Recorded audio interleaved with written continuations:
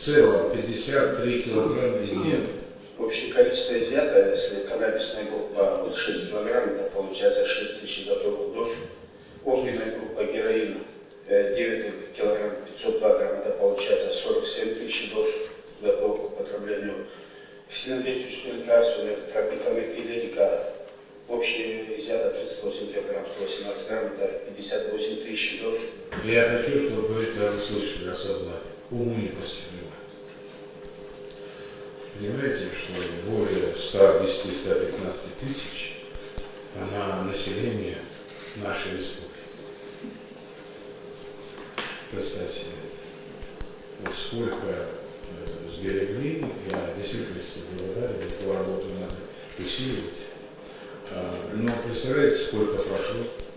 То есть, наверное, я хотел бы предложения кардинальные какие-то, чтобы...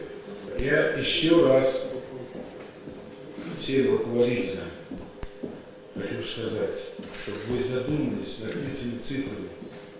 Главам районов людей убивают сотнями. Мучают больницы, приходят, чтобы не поставить диагноз наркотическое опьянение. Умер он от сердечного приступа. И это все, кто здесь сидит, надо говорить. Если мы не безразличны жизни наших жителей, особенно молодежи, детей,